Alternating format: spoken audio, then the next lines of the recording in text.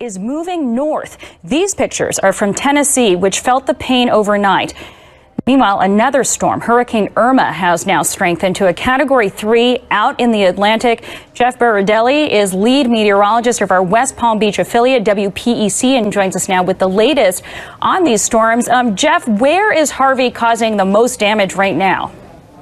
Tennessee and Ohio Valley. It's producing a lot of heavy rain. You can see we have flood warnings out just to the north of Nashville and to the southwest of Lexington and Louisville. That's where the heaviest rain is, but now it's creeping into Cincinnati. We have heavy rain there, and it's also making its way towards the Pittsburgh area. Later today, we're concerned about this sector. It's hot here on the eastern side of the system, so there's the possibility of severe weather, maybe some isolated tornadoes as well. In fact, I am expecting to see some tornado warnings and tornadoes today in the Carolinas. Okay, now we know that Harvey was this major flooding event in Texas. Are we expecting to see those types of floods anywhere in those areas on the green there?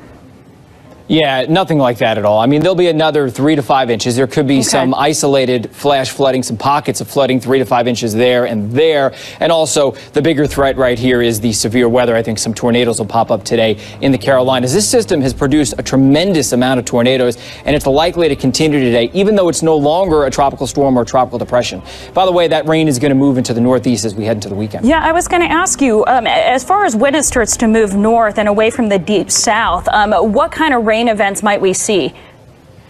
Well, it's going to be breezy, if not windy at times, and the rain's going to come down heavy at times, but it's going to be nothing like it was, obviously, along the Texas coast. This will continue to weaken a little bit, but here we are this evening. You could see extensive rain all the way from the Ohio Valley straight into the Richmond, Virginia area, and of course the clouds will be thickening up, and it looks like a rainy day in Washington during the day on Saturday, but still dry in New York City, so that's the drier half of the weekend. As we get into Sunday, showers, thunderstorms, rain at times heavy in New York City all the way out towards around Buffalo and moving into Boston as well. Here's the good news. As we head into Labor Day, things start to clear out for New York City, but notice the heavy rain is probably in Boston through about Monday morning, late Sunday night, and then everybody starts to clear out during the day on Labor Day. It's going to turn out to be a nice day, so we're going to salvage half the weekend in the Northeast.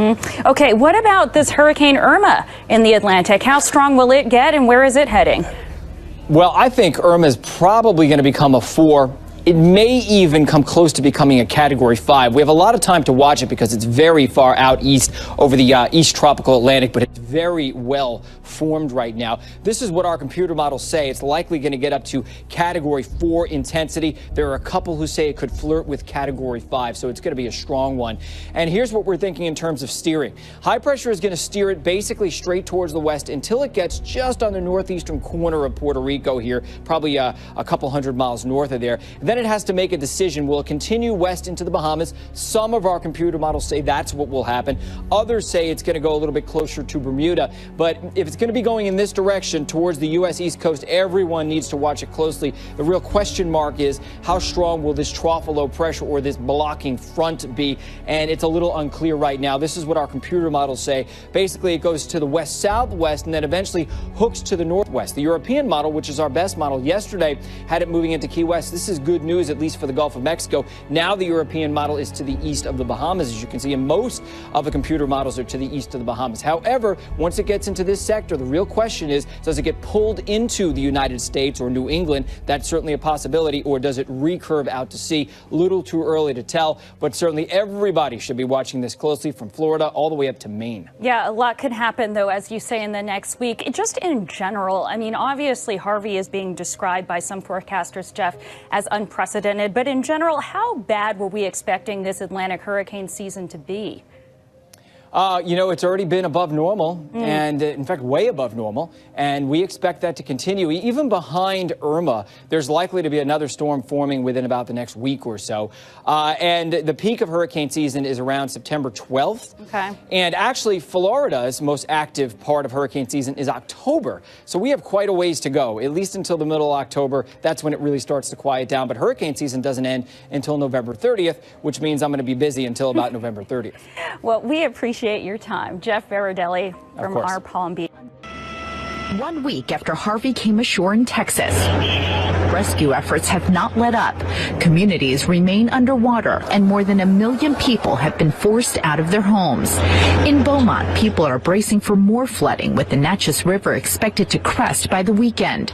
The city has lost its drinking water supply and had to evacuate one of its hospitals. As floodwaters in Houston begin to recede, rescue crews are going door to door looking for stranded survivors and recovering bodies.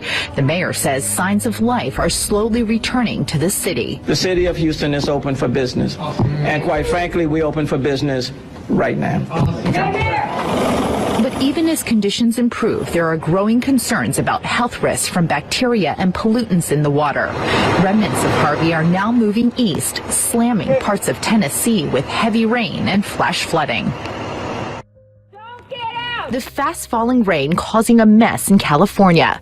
Part of this hillside in Ventura County slid right onto the highway. It's about 8 inches thick in the slow lane and about 3 inches thick in the fast lane. We were able to shut down the lane to 1 lane.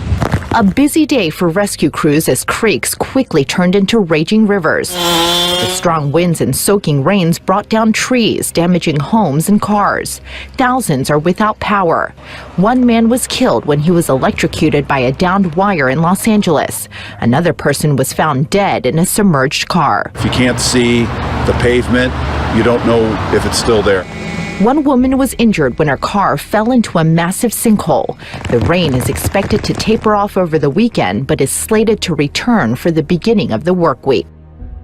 To the next storm on the list. Now, Irma is slowly making its way through the Atlantic right now. And Chris and I understand that it's actually fluctuated in intensity the past few days. Yeah, it's been between a 2 and a 3, and that's not really the important thing to pay attention to. At this point, we're paying attention to the track. Still too early to know what impact that Irma will have on the United States. As we look at the satellite imagery from the last couple of hours here this morning, here's what Irma looks like.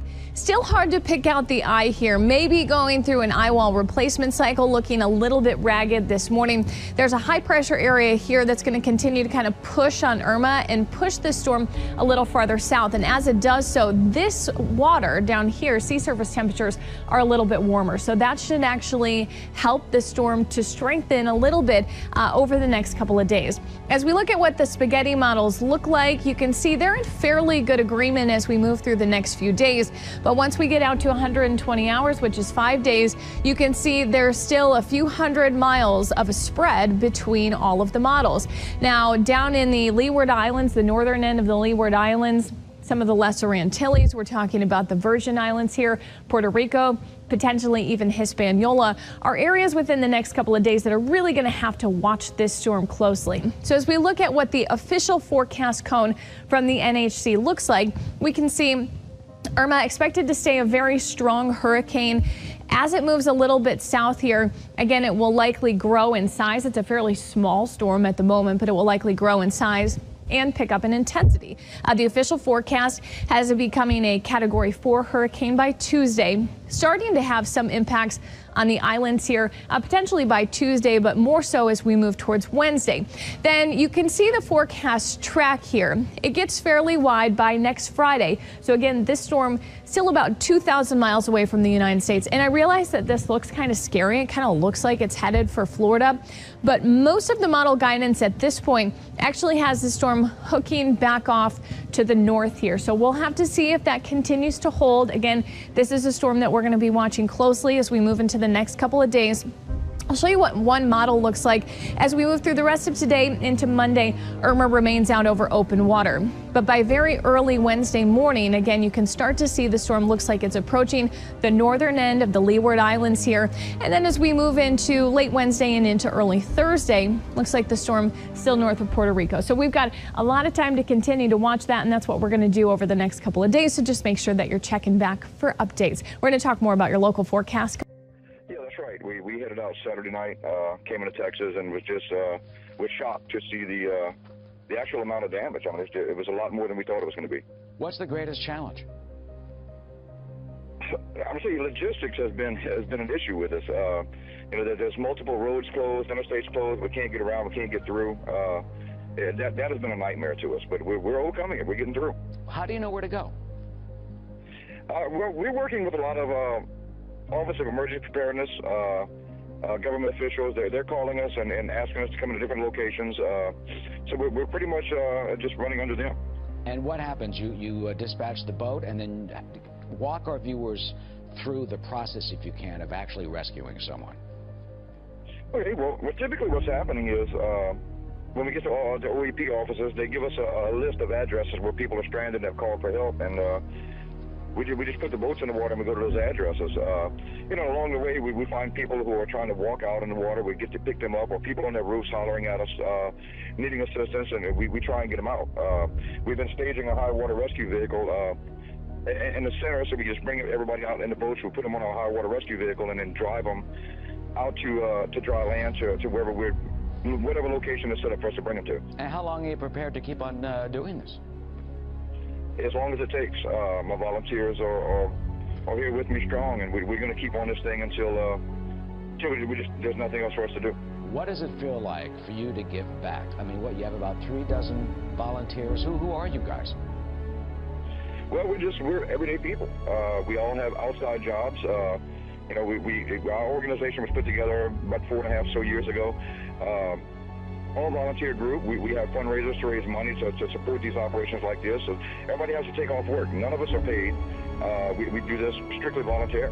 What do you do? Actually, I'm an animal cruelty investigator. A what? An animal cruelty investigator.